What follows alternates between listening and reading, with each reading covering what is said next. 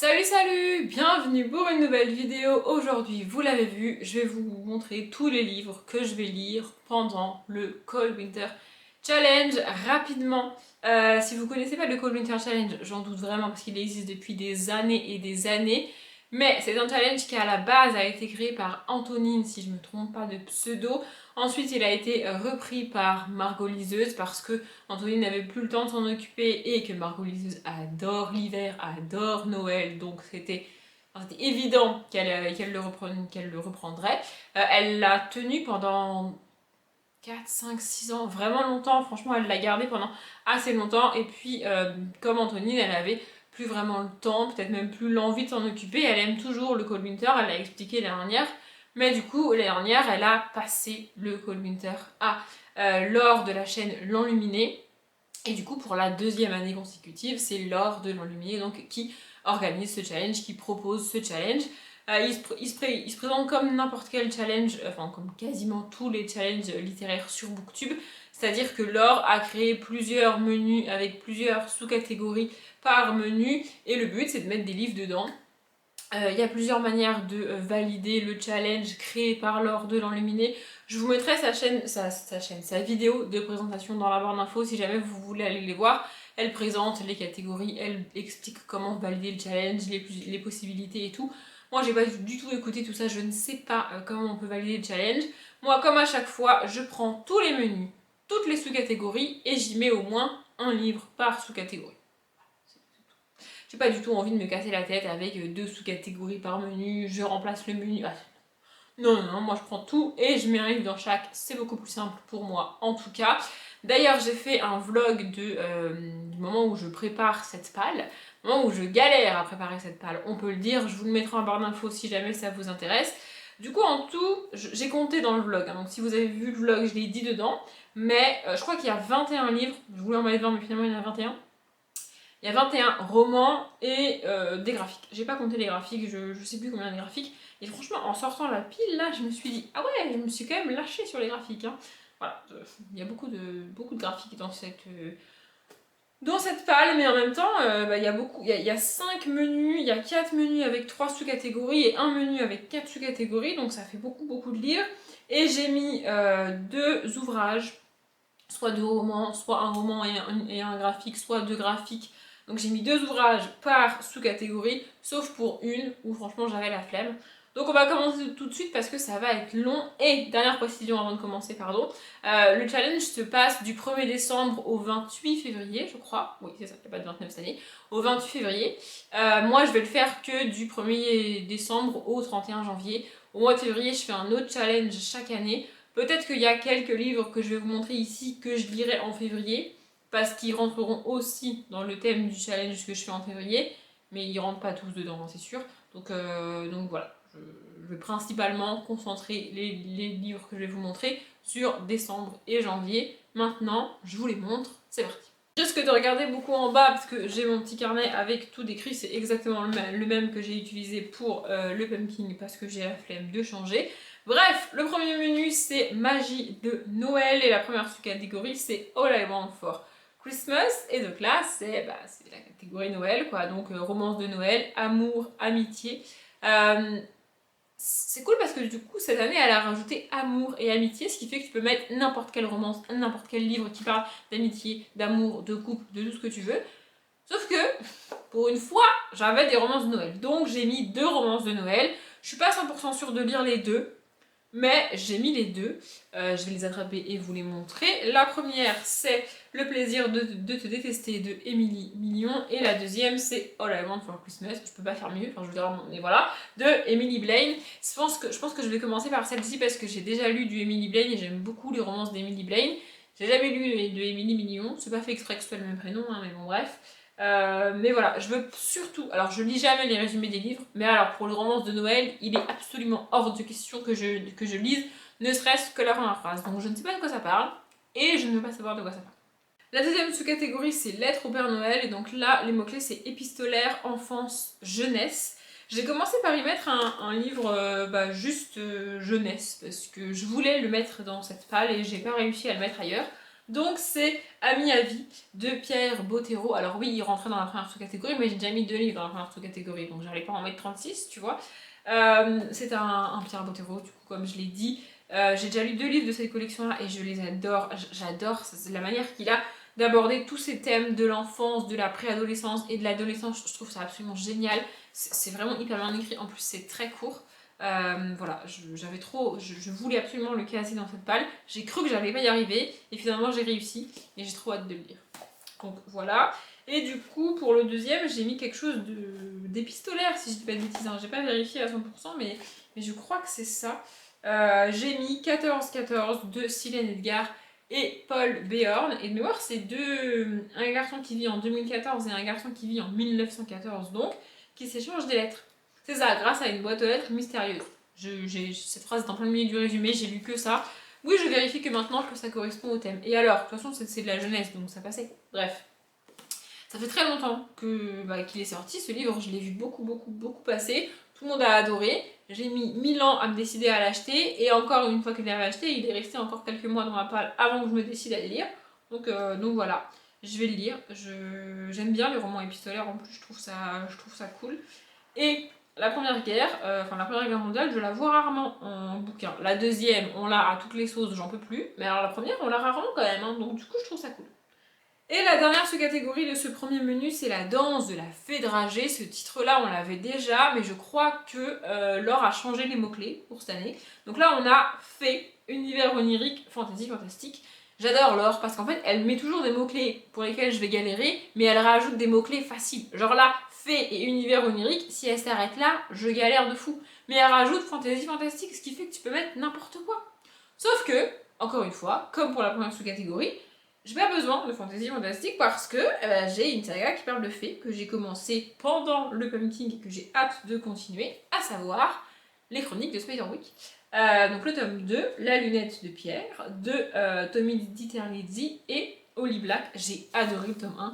Vraiment, j'adore les objets livres, j'adore les personnages, j'adore l'histoire.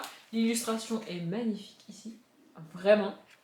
Et j'ai juste trop hâte de continuer. Ça se lit hyper bien, c'est fun, c'est cool, c'est vraiment, j'ai trop hâte. Ouvrez ce livre, vous n'en reviendrez pas. Et ça, c'est en plein milieu du résumé, genre tu peux même pas lire le résumé. Bref, j'adore ces bouquins, autant l'objet que l'intérieur. Et dans cette catégorie, j'ai aussi mis un graphique, donc j'ai mis Enola et les animaux extraordinaires, le tome 1, La gargouille qui partait en vadrouille de Joris Chamberlain et Lucille Thibaudier. Je me suis dit, niveau fantasy fantastique, des gargouilles qui partent en vadrouille, ça n'existe pas dans la vraie vie, donc on doit forcément être bien. Je l'avais acheté, je sais plus quand je l'ai acheté, je sais plus si je l'ai acheté avec espoir de le mettre dans le pumpkin et que j'ai pas réussi, ou pas, mais en tout cas, du coup, je vais le lire pendant le Cold Winter.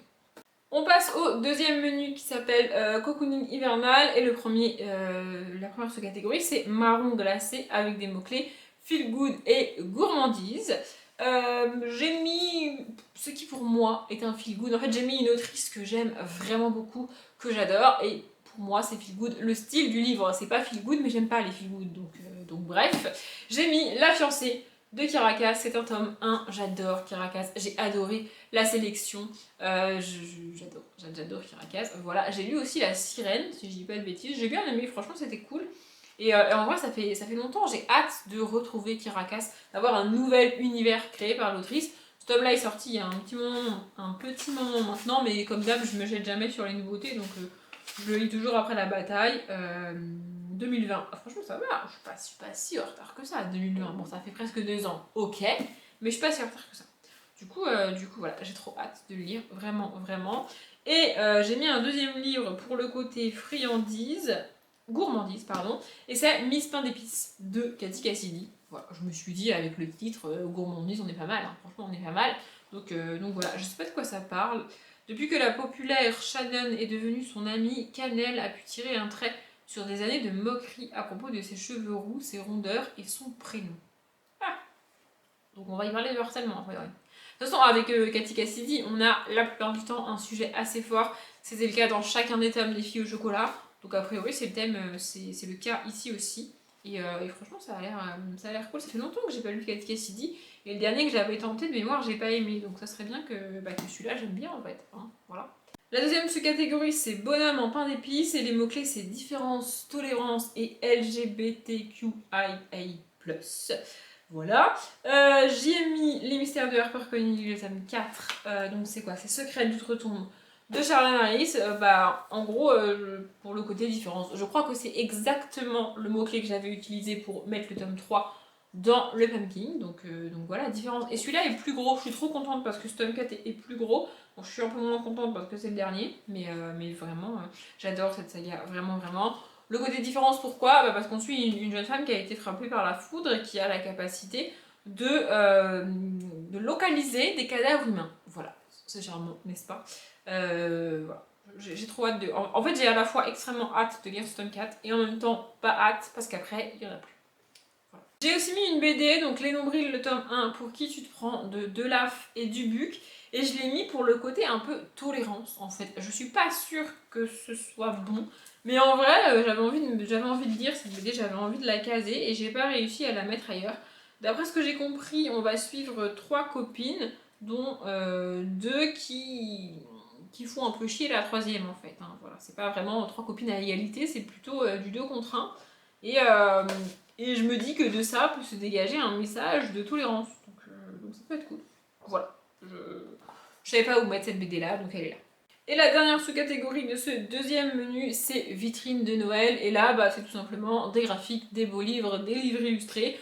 Donc j'y ai mis 2 graphiques. Le premier, c'est Énigmes coriaces pour Esprit Sagace. Donc c'est un livre, comme son nom l'indique, d'énigmes. J'adore ça. Je savais pas où le caser. Et en vrai, j'ai trop hâte de faire ça. Vraiment, j'ai trop hâte de faire ça. Ça a l'air trop cool. J'adore les énigmes. Clairement, si vous aimez pas les énigmes, ça va pas vous plaire. Mais moi, j'adore ça. Je trouve ça trop cool. J'ai trop hâte. Voilà. Et j'y ai mis aussi les histoires extraordinaires d'Amy LTR, donc de Amy Le Tertre, qui est connue pour être youtubeuse principalement. Voilà, le livre est magnifique. Vraiment, c'est trop beau. Et je me suis dit, une espèce de livre de contes, de livre d'histoire pour Noël, enfin de petites histoires, vous voyez. Pour Noël, ça peut être cool. Encore, il y a pas mal de texte quand même, hein. C'est-à-dire qu'il y a des pages, il y a des doubles pages de texte. Bon, là, évidemment, je vais en voir une passée. Et maintenant que j'en cherche une deuxième, je n'en vois pas. Mais il y a quand même du texte. Vous voyez, c'est pas... Mais il y a quand même aussi des illustrations, je vais peut-être vous en montrer une. Je ne sais pas qui a... Donc il y a déjà les titres qui sont comme ça. Et il y a aussi des illustrations. Attendez, j'en cherche une qui vient. Ah voilà, genre celle-ci. Je crois que je vous l'ai déjà montré celle-ci. C'est pas grave. Voilà, je le trouve vraiment magnifique. J'ai trop hâte de lire. J'aime beaucoup Amy LTR. J'aime beaucoup ce qu'elle fait sur YouTube, ce qu'elle propose en termes de contenu. Et du coup, j'ai pas mal hâte de voir ce que ça donne en livre en fait. Le troisième menu, c'est hiver sombre. Et la première sous-catégorie, c'est Scrooge. Donc là, les mots-clés, c'est anti-héros, conflit et mensonge. Et je me suis dit que niveau anti-héros, mettre un méchant de Disney, c'était pas trop mal. Donc j'ai mis Pauvre âme en perdition, le tome 3 de la saga des réécritures de contes, avec le point de vue des méchants à chaque fois, écrit par Serena Valentino. Voilà, j'ai lu le tome 2 pour le Pumpkin aussi, et j'adore cette saga, vraiment j'ai trop hâte. Donc ici c'est Ursula, enfin je sais jamais comment elle s'appelle celle-ci, c'est fou hein. C'est la méchante de la petite sirène. Oui, c'est ça, Ursula. En fait, je confonds avec Cruella à chaque fois. J'ai Cruella qui me vient, je sais que c'est pas Cruella, mais je galère du coup à retrouver Ursula.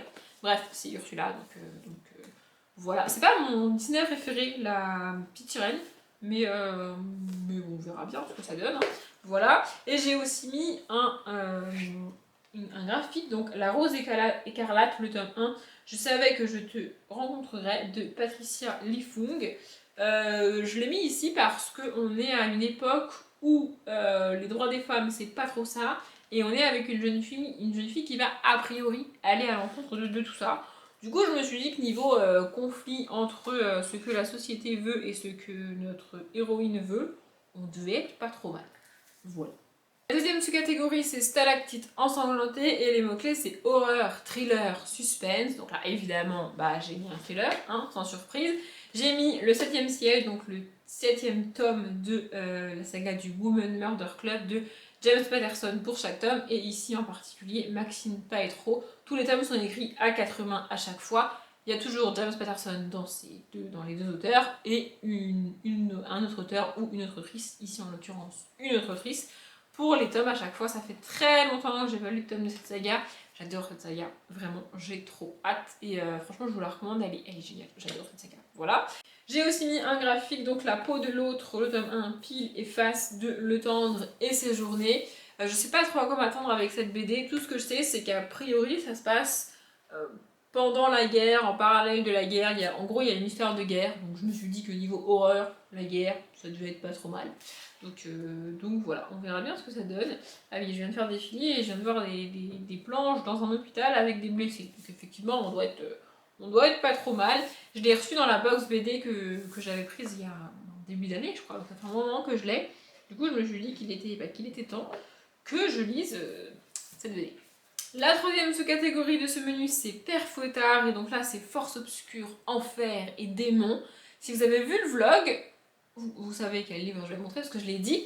Mais enfin surtout, en fait, j'ai galéré pour cette catégorie. Je ne savais pas quoi mettre jusqu'à ce que je me pose devant ma palle et que je me dise, mais Audrey, tu es débile ou quoi? Évidemment qu'un Cédric Cyr, ça rentre. Évidemment qu'un Cédric Cyr, ça correspond parfaitement à tous ces mots-clés. Et donc du coup, j'ai mis Vindicta de Cédric Cyr. Et je suis tellement... En fait, il y a un personnage principal dans ce livre qui s'appelle Audrey. C'est con, mais je trouve ça génial, vraiment. Bon, par contre, je vais mettre 155 ans à le lire. Il fait 800 pages le truc, vraiment, presque 900, je crois. Attendez. Ah non, il fait 800 pages, ok. Mais ça va être très long. Mais par contre, ce qui est cool avec Cédric Cyr, c'est qu'en général, les chapitres sont courts. Et moi, j'adore les chapitres sont courts. Oh, les chapitres sont très courts. Voilà, regardez, vous voulez un exemple de chapitre court? Voilà, ça c'est un chapitre. J'adore les chapitres courts. Donc ça fait 800 pages, mais en vrai, ça se lit plus rapidement un livre de 800 pages avec des chapitres de 2, 3, 4 pages maxi qu'un livre de 600 pages avec des chapitres de 20-25 pages. En tout cas pour moi. Donc en vrai ça va. Et ça fait très longtemps que j'ai pas lu du Cédric Cyr, j'ai trop hâte. Vraiment. Et si vous galérez particulièrement pour cette catégorie pour le Cold-Winter, à peu près n'importe quel Cédric Cyr ça passe. Bon, il faut être prête ou prêt à lire du Cédric Cyr, mais n'importe lequel passe. Hein. Vraiment. Et pour le graphique ici, j'ai mis Le Moine Mort, le tome 1, le manuscrit condamné de Je Morvan et Citron. Je sais pas du tout comment ça se prononce, je suis désolée. Je l'ai mis ici parce qu'a priori, on va parler du côté un petit peu obscur de la religion avec le diable, les démons, tout ça. Donc je me suis dit qu'on devait être pas trop mal niveau thématique. En vrai, je sais pas. Hein. Pareil, c'est une BD que j'ai reçue dans la box BD que j'avais prise. Donc en vrai, j'ai pas choisi de l'acheter, je ne sais pas vraiment de quoi elle parle. Mais je me dis que ça passera. Hein, voilà. Et la quatrième et dernière sous-catégorie de ce menu, c'est Un chalet sous la neige avec les mots-clés huis clos, enfermement et solitude. Et là, quand j'ai vu les mots-clés, je me suis dit, oulala, je vais galérer de fou. Et en fait, en vrai, j'ai le livre parfait. Puisque j'y ai mis Déconfinez-moi, donc c'est un collectif, donc c'est un recueil de nouvelles, écrit par Georgia Caldera, Cécile Chaumin, Angéline Michel, Fanny André, Fanny Guéral et Lisa Siven. Un livre qui se passe pendant le confinement, niveau enfermement et solitude. Franchement, on peut pas faire mieux. Enfin, je veux dire, à un moment donné, c'est parfait.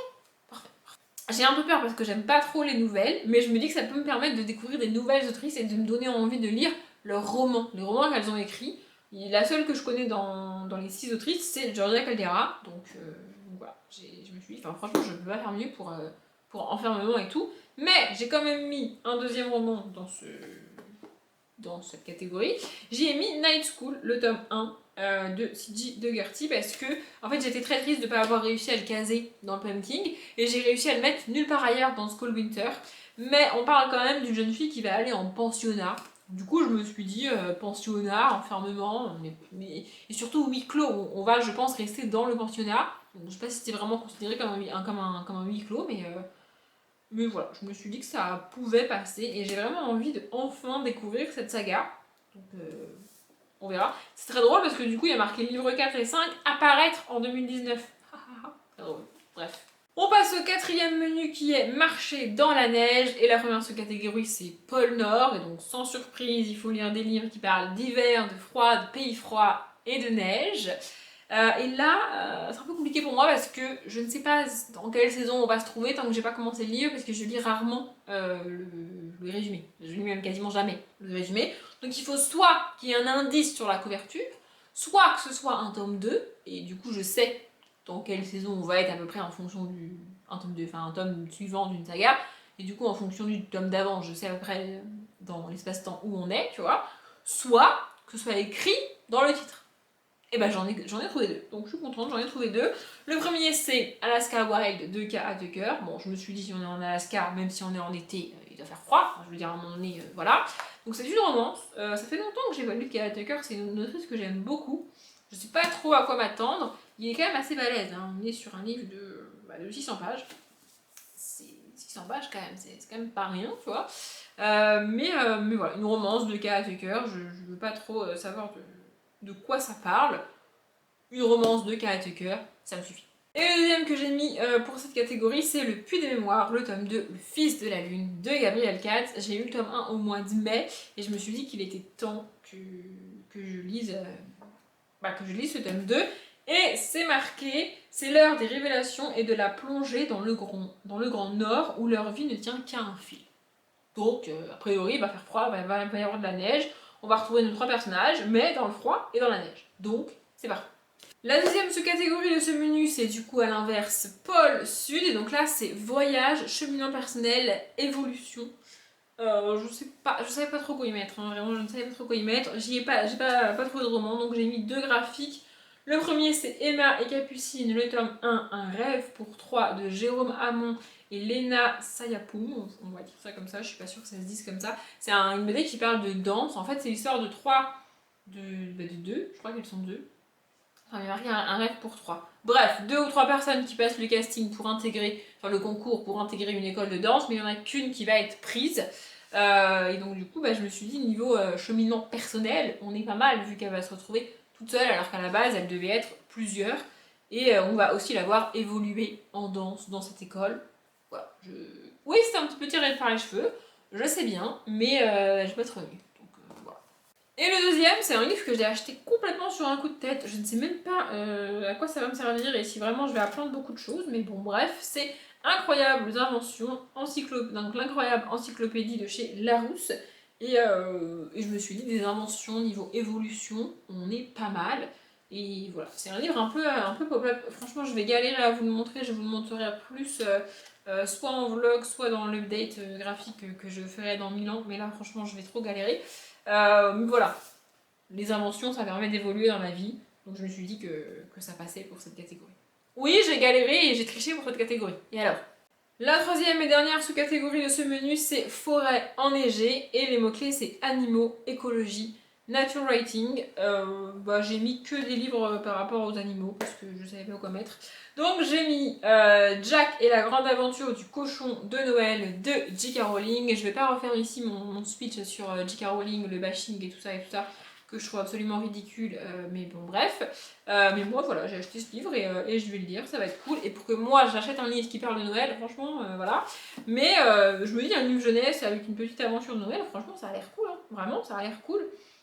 J'aurais même pu le mettre dans la première sous-catégorie avec Noël et tout, mais j'avais pas besoin parce que j'avais d'autres livres. Donc voilà. Franchement, je vais le lire au moment de Noël celui-là. Parce que autant lire une romance de Noël au moment de Noël, ça fait un peu trop pour moi.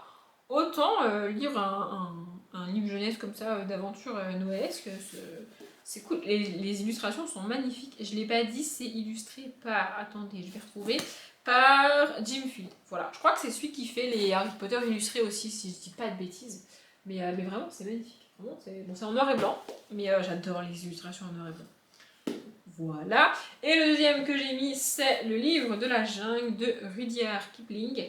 Parce que le livre de la jungle, animaux, tout ça, voilà. Ça fait longtemps qu'il est là. J'ai un peu peur, j'avoue, j'ai un peu peur. Mais je connais l'histoire du livre de la jungle, donc en même temps, le seul truc qui pourrait faire que ça passe pas, c'est le style de l'auteur ou de l'autrice. Je ne sais même pas si c'est un auteur ou une autrice. Mais honte à moi. Oui, honte à moi, mais bon, si vous savez, dites-le moi. Hein. Il n'y a pas un endroit qui dit que, je sais pas, une espèce de mini-biographie où je peux savoir si c'est un homme ou une femme. Non, ça serait cool pour ma culture personnelle. Ah, il est mort. Donc voilà. Je savais même pas. Il a obtenu le prix Nobel de littérature. Ah ouais, je savais même pas. Bref. On passe au tout dernier menu. De mémoire, c'est le menu bonus que tu peux remplacer, enfin tu peux utiliser ce menu-là pour remplacer par un autre menu, blablabla machin et tout. Donc en vrai, j'étais même pas obligée de le faire, mais moi, j'aime bien aller jusqu'au bout des choses. Donc, je l'ai fait. Et la première sous-catégorie, c'est Étoile des neiges. Les mots-clés, c'est astronomie, astrologie et science-fiction. Et c'est la seule catégorie pour laquelle j'ai mis qu'un seul livre, parce que franchement, tous ces mots-clés, moi je lis pas tout ça. Je ne crois ni en l'astronomie, ni en l'astrologie. Et la science-fiction, c'est pas mon truc. Donc à un moment donné, j'ai envie de vous dire, voilà, je galère. Mais j'ai trouvé un livre qui s'appelle Stars. Donc même si c'est une romance, je me suis dit que ça passait. Donc Stars, le tome 1, Nos étoiles perdues, de Hannah Todd. Il est enfin temps que je lise autre chose de Hannah Todd. Donc voilà, ça va être fait là bientôt dans les semaines qui viennent. En tout cas, j'espère. On est sur une romance. J'ai un peu peur qu'on soit sur une romance à la limite du paranormal. Parce que je sais pas trop si. En fait, je sais pas trop à quel point il va y avoir de la SF dans ce truc-là. J'ai un peu du mal à m'imaginer Hannah Todd nous écrire de la SF. Tout est possible, on verra bien. Tout ce que je veux, c'est être enfin capable de relire du Hannah Todd. La deuxième sous-catégorie, c'est Baba Yaga. Et donc là, les mots-clés, c'est sorcière, féminisme et femme de pouvoir. Et le premier livre que j'ai mis, c'est la biographie de Cléopâtre. Je me suis dit, niveau femme de pouvoir, franchement, à un moment donné, je peux pas faire mieux. Donc la biographie de Cléopâtre, c'est Cléopâtre vue par une ado de Cécile Alix et Shadia Loueslati, je sais pas comment ça se dit, je suis désolée. Donc c'est chez Pulp Fiction, c'est les biographies de tout plein de personnages historiques très cool. Et bah là on a Cléopâtre. Je savais même pas que Cléopâtre existait. Je le trouvais par hasard sur le site de France Loisirs. Je suis trop contente.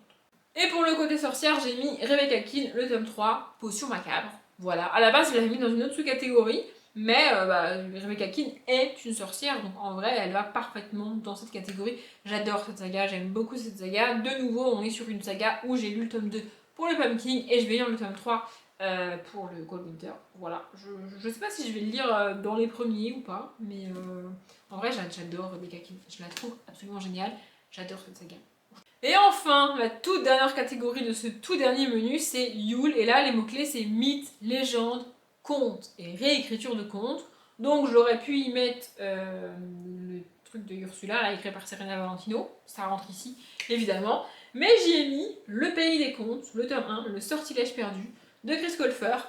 Je sais pas où on se situe en termes de conte ou réécriture de conte, j'en sais rien, mais il y a conte dans le titre, donc j'ai décidé que ça passait. Voilà.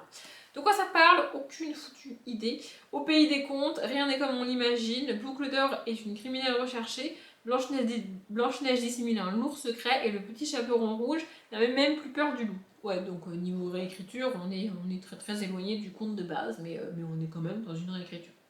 Bref, il y a des illustrations au début des chapitres. Je sais pas si ça a fait focus, j'espère que ça a fait focus. Et pour le côté mythe, j'y ai mis l'Odyssée, le tome 1, La colère de Poséidon, de Clotilde Bruno, Luc Ferry et Giovanni Larousseau. Voilà, Poséidon, les mythes, tout ça, enfin je n'ai pas besoin de détailler plus, c'est une BD. J'ai un peu peur parce que dans la même collection, j'avais essayé une autre saga que j'avais pas du tout, mais alors pas du tout aimé. Du coup, je me dis que peut-être je vais pas aimer non plus, mais on verra bien. On verra bien le traitement. En fait, ce que j'avais pas aimé dans la première saga, c'est le traitement des personnages mythologiques que j'ai trouvé d'un kitsch et d'un ridicule à pleurer, vraiment. Donc j'espère que ce sera pas le cas ici. Mais j'ai peu d'espoir vu que c'est a priori la même DA et les mêmes auteurs illustrateurs. Donc voilà, on verra. Je parle depuis beaucoup trop longtemps, j'ai aucune idée de combien de temps dure cette vidéo pour vous, mais moi j'ai tourné et j'ai parlé pendant beaucoup trop longtemps. Donc j'espère que ça vous a plu, n'hésitez pas à partager en commentaire ce que vous allez lire, ce que vous conseillez pour le Cold Winter, ce que vous recommandez, enfin tout ce que vous voulez. Je lirai ça avec plaisir. Pour l'instant, je m'arrête là. J'espère que cette vidéo vous a plu. Comme d'habitude, je vous souhaite une bonne journée, un bon après-midi, un bon appétit ou une bonne nuit. Et je vous dis à bientôt.